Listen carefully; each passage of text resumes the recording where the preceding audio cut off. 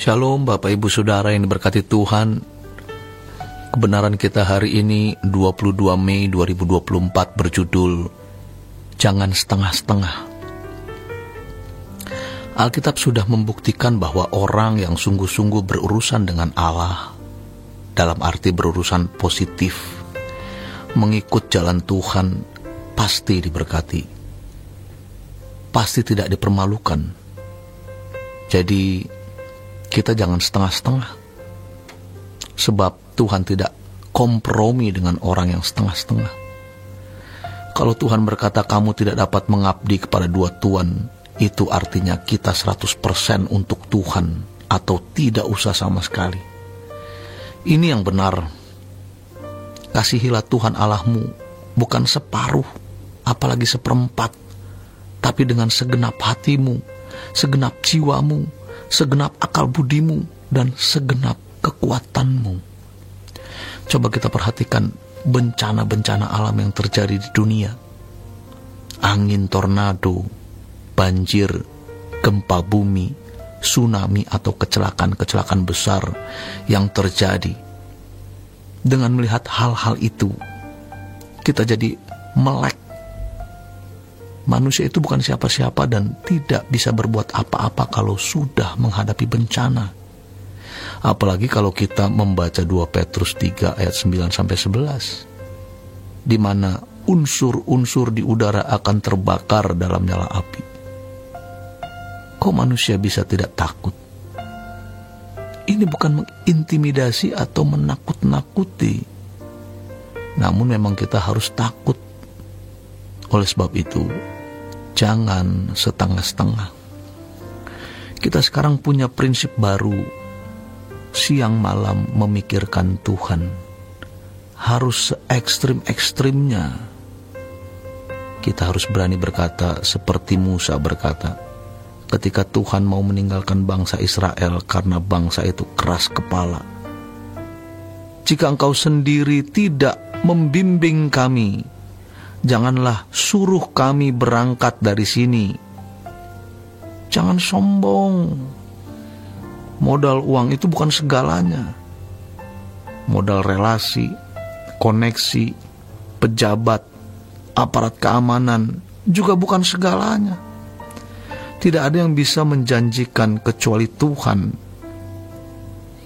Kita siang malam memikirkan Tuhan, maksudnya apapun yang kita lakukan itu tidak melawan kehendak Tuhan. Ketika kita tidak mengurus keluarga dengan baik, kita melawan kehendak Tuhan. Atau kita tidak rajin bekerja, kita melawan kehendak Tuhan. Siang malam memikirkan Tuhan itu sama artinya dengan baik kamu makan atau minum atau melakukan sesuatu yang lain, lakukan semua untuk kemuliaan Tuhan. Ini sudah zamannya kita keluar memisahkan diri dari dunia. Kita memang masih ada di dunia, tapi pikiran kita tidak terikat dengan dunia. Cara hidup kita berbeda, gaya hidup kita berbeda. Setan takut terhadap prinsip-prinsip hidup dan filosofi seperti ini. Setan tidak takut kita jadi aktivis gereja, rajin ke gereja, bahkan sekalipun kita jadi pendeta. Tapi setan gentar kalau kita sampai memisahkan diri dari dunia dengan cara hidup anak Allah. Maka hidup Yesus bukan hanya dipelajari di atas kertas, menjadi doktrin atau ajaran. Hidup Yesus itu harus dikenakan untuk membuktikan bahwa Yesus yang kita miliki adalah Yesus yang benar. Maka hati-hati dengan hidup kita, perkataan kita, keputusan kita, cara menggunakan uang, segala tindakan perbuatan kita, sebab kita harus mewakili Tuhan. Mewakili Tuhan itu bukan hanya waktu kita berkhotbah di mimbar, pada waktu kita mendoakan orang atau konseling, melainkan di setiap langkah yang kita lakukan. Dan ini yang Tuhan kehendaki. Dan itu menunjukkan keseriusan kita dengan Tuhan. Tidak ada bagian hidup untuk yang lain, hanya untuk Tuhan.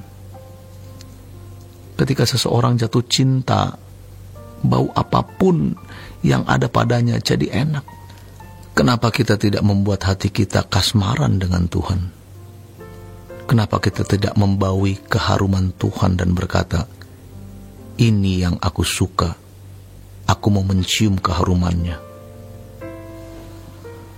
Sementara kita makin tua, waktu hidup kita makin pendek, kita akan menghadap Tuhan, namun masih saja kita memberi ruang hati untuk banyak hal.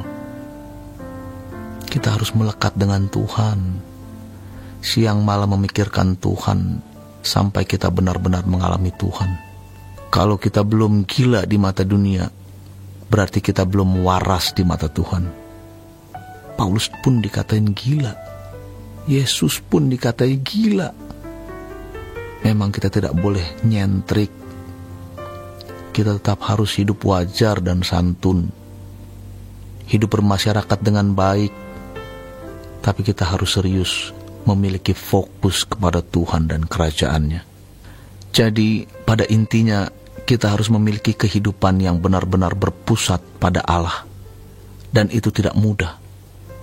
Banyak orang Kristen yang tubuhnya di gereja, tapi pikirannya sebenarnya masih terparkir di dunia. Ibarat pesawat, dia masih di landasan parkir, bukan landasan pacu. Mestinya kita sudah lewat landasan pacu dan terbang. Itulah sebabnya di Lukas 17 Yesus berkata, ingatlah akan istri Lot. Apa yang diingat dari istri Lot? Tiang garam. Dia menoleh ke belakang. Tubuhnya sudah keluar dari kota Sodom, tapi hatinya masih di kota Sodom. Jangan kita seperti itu. Demikian kebenaran kita hari ini. Selamat berjuang memusatkan hidup kepada Allah. Tuhan Yesus memberkati. Sola Gracia.